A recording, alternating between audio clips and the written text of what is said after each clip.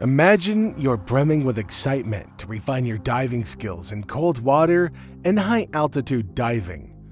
What's meant to be a straightforward routine dive quickly spirals into a harrowing ordeal as daylight dwindles and temperatures drop, setting the stage for a series of unforeseen errors that transform the dive from a dream into a nightmare. This is what happened to an 18-year-old girl who had set out for a training dive at Lake MacDonald. This is Fatal Tragedies, with the story of the diver crushed to death by her own dry suit. Speaking of Lake MacDonald, it's the largest lake in Glacier National Park, stretching about 10 miles in length and more than a mile in width. It reaches a depth of 472 feet and lies at an elevation of 3,153 feet. The lake fills a valley shaped by erosion and glacial activity and is situated on the west side of the Continental Divide.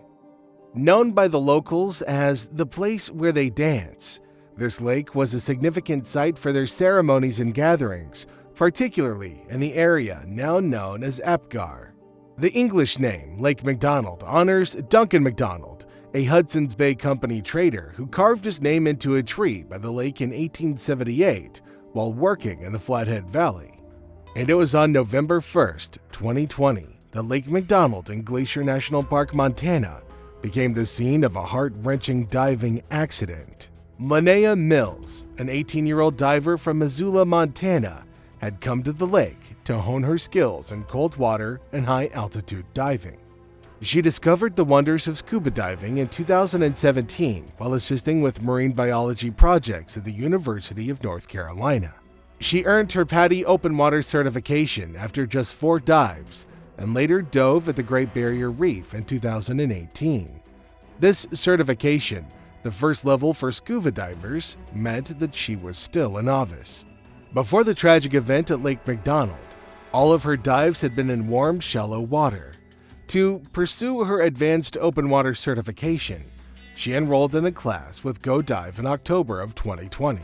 This particular class was designed to train divers for the challenge of cold water, which Montana's lakes provide.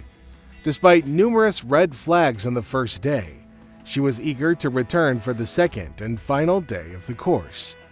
Little did she know that things would take a different turn. Lake MacDonald presents unique challenges for divers. High-altitude diving is complex due to reduced atmospheric pressure, which affects buoyancy and makes decompression more difficult. Additionally, the lake's water temperature can drop to near freezing, especially in November. These frigid conditions can quickly cause hypothermia if divers aren't properly equipped. Her previous dives in the warm water of Australia's Great Barrier Reef is where her passion for marine biology was first ignited. But things were now a little different. But how? This dive was meant to be a significant step forward in her training, an opportunity to tackle the challenges of cold water and high-altitude diving. Despite her excitement, she had no prior experience in such extreme conditions. She was known for her meticulous nature and dedication. She kept detailed journals of her adventures and always rigorously followed her instructor's guidance. Her passion for diving was evident to everyone around her. Yet, on that fateful day, several factors would come together, leading to a tragic outcome. A perfect storm of errors and oversights unfolded that day. The group of divers, including instructor Debbie Snow and fellow trainees Bob Gentry and a 14-year-old known as E.G., arrived at Lake MacDonald as daylight was fading. The temperature was already below freezing, further complicating the dive. Despite the less-than-ideal conditions, the group decided to proceed. Linnea had recently purchased a second-hand dry suit, adding another layer of uncertainty to the challenging environment they were about to face. And just to make sure we're on the same page, here's a little difference between wet and dry suits. Dry suits are specialized pieces of diving equipment designed to keep divers warm and dry in cold water. This is unlike wetsuits, which trap a thin layer of water between the body and the suit that the body then warms. Dry suits create a barrier that prevents water from entering altogether. In a wetsuit, the water layer moves with the body's movement, sometimes letting cold water in, which the body then has to heat up.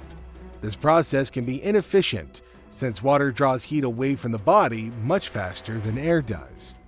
A dry suit, unlike a wetsuit, traps a layer of air between your body and the suit, keeping you much warmer because air doesn't draw heat away from your body as quickly as water does. You can also wear warm clothing underneath a dry suit for added insulation. However, dry suits come with their own set of risks that divers must be trained to manage. As you descend, the air inside the dry suit is compressed by the increasing water pressure. To maintain warmth, divers must add more air into the suit using an inflator valve connected to their air supply. Simply pressing a button pumps air from the tank into the suit, balancing the air volume. However, as you ascend, the pressure decreases and the air inside the suit expands. If the expanding air isn't released, the suit can act like a balloon, rapidly pulling the diver to the surface. To manage this, dry suits have a dump valve to release the expanding air. Mastering the use of this valve and balancing the air inside the suit is crucial for safe dry suit diving. And being the first time to wear a dry suit, Linnea had no experience using it. To make it even worse, her dry suit was missing a crucial component, an inflator hose. This hose is essential for adding air to the suit as divers descend, preventing the suit from squeezing tightly against the body due to water pressure, which can make it difficult to move and breathe. Unfortunately, neither she nor her instructor noticed the missing hose at the lake. Instructors Debbie Snow and Seth Liston met with trainees Bob Gentry and EG at Lake MacDonald, which sits at an elevation of 3,150 feet. Despite their roles, Snow and Liston had limited experience with dry suits and high-altitude diving. Buoyancy control can be particularly challenging at this elevation, but the team failed to conduct thorough gear checks or a proper pre-dive briefing. Instead of using a quick-release weight belt, the instructors placed 44 pounds of lead weights into Linnea's dry suit and BCD pockets. This setup was extremely dangerous as it would be nearly impossible for her to quickly ditch the weights in an emergency ascent. As they entered the water around 5 p.m., the lack of preparation quickly became evident. Snow guided Linnea and EG down to a depth of 5 meters for a brief period, but EG soon felt uneasy and was brought back to the surface. In the chaos, Snow didn't notice Linnea was already struggling. The freezing water had squeezed much of the air out of her dry suit, causing it to press tightly against her body and making it hard to breathe and move. When Snow returned with Liston, they led Linnea, Gentry, and another student down to 18 meters. The situation rapidly worsened. Linnea struggled with buoyancy control due to the missing inflator hose. She was attempting to use her BCD to maintain buoyancy, but it wasn't sufficient to counter the weight and the pressure compressing her dry suit. At this depth, the pressure was significantly higher, compounding the difficulties that she faced. The increasing pressure at 18 meters tightened Linnea's dry suit around her, restricting her movements and making each breath a struggle. Desperately, she stood on an underwater ledge, signaling for help, but Snow focused on the other students and failed to notice her distress. Gentry, equipped with a GoPro, saw her frantic struggle. Her eyes were wide with fear, and her situation was growing dire. Racing over to her, he saw her overbalance and begin to plummet uncontrollably. Without the ability to release her weights quickly, her descent was wild and uncontrolled. Gentry pursued her, catching up at a depth of 26 meters. The sight was harrowing. Her frantic movements were a stark contrast to the crushing pressure of her suit. Bob Gentry saw that her dry suit was compressing her so tightly that she couldn't breathe. His training kicked in, and he reached for her BCD inflator, hoping to make her buoyant enough to float to the surface. But her BCD was already fully inflated, and she continued to sink. Desperate, Bob tried to remove her weight belt. If he could lighten her, he might be able to swim her up to safety with the help of his own BCD's air. He fumbled to find the quick-release buckle on her weight belt, but discovered there was none. He felt for quick-release weight pockets integrated into the BCD, but they were absent, and the weights were firmly in place. At 104 feet, her regulator fell out of her mouth. Bob was breathing heavily and running out of air. Realizing he couldn't go any deeper without risking his own life, he had to make a harrowing choice. He let go of Linnea and made an emergency ascent. As he surfaced, he scanned desperately for help, but there was nobody to assist him. Debbie Snow, noticing that 2 divers were missing, surfaced and learned from Bob that Linnea was still underwater and unable to surface. Snow made a brief dive to search for her, but was unable to locate her in the dim, murky water. With time slipping away, Snow and Liston swapped their tanks and dove again. Their search took them to 128 feet, where they finally found Linnea's body. Unable to pull her up with her BCD still attached, they had to remove it to lighten the load and bring her to the surface. Upon surfacing, they were out of range of a mobile phone tower. A couple who had witnessed the tragedy volunteered to drive 30 minutes to the nearest tower to get a signal and call for emergency help. Once the investigators arrived, Debbie Snow then took the critical step of removing Linnea's dive computer, choosing not to hand it over to investigators. She also took Linnea's course paperwork, which detailed her progress through the training. The BCD, which had been heavily loaded with weights, was later recovered. In total, Linnea's dry suit and BCD contained 44 pounds of lead weights. This significant amount of weight, combined with the missing inflator hose and other oversights, painted a sobering picture of the challenges faced during the dive. The tragedy at Lake MacDonald raises profound questions. How did the instructors overlook such crucial gear checks? Why was there no thorough briefing? What could have been done to prevent this entire disaster? The answers reveal a series of critical oversights and mistakes, each compounding the other, leading to a devastating outcome for Linnea. For her family, the loss was overwhelming. They remembered Linnea as a bright, meticulous, and passionate young woman, brimming with life and dreams.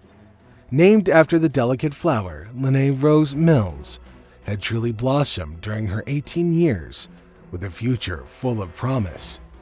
Her dedication to helping others and making a difference in the world was cut tragically short. In the wake of Linnea's death, her family embarked on a long and painful legal battle, filing a $12 million negligence lawsuit against Gold Dive, its owners, instructors, and PADI worldwide. The lawsuit alleged gross negligence in preparation and supervision, contributing to Linnea's death. It highlighted numerous failures, including inadequate gear checks, insufficient training, and poor supervision. PADI was also accused of failing to enforce safety protocols among its affiliated businesses and partners. Instructors Debbie Snow and Seth Liston faced criticism for their lack of experience with dry suits and high-altitude diving, as well as their failure to recognize Linnea's distress. Federal investigators looking into the incident because it occurred at National Park Service property ultimately decided not to pursue criminal charges. The U.S. Attorney for Montana stated that while Snow was likely at fault, proving criminal culpability beyond a reasonable doubt wasn't possible. Despite setting the civil case, the Mills family continued to advocate for greater accountability and safety in the diving industry. They hoped that Linnea's story would serve as a powerful cautionary tale, urging diving schools and training agencies to prioritize safety as well as additional proper training. The story of Linnea Mills is a heartbreaking example of how swiftly a routine dive can become a fatal disaster. It underscores the vital need for thorough training, meticulous equipment checks, and vigilant supervision in high-risk activities. Linnea was a bright and passionate young woman, and her loss is deeply felt by her family, her friends, and the greater diving community at large. This tragedy remains a reminder of the importance of safety in all forms of diving. So what do you think could have been done differently to prevent this disaster? Let me know what you think in the comments section down below. Don't forget to like and subscribe, and I'll see you in the next episode.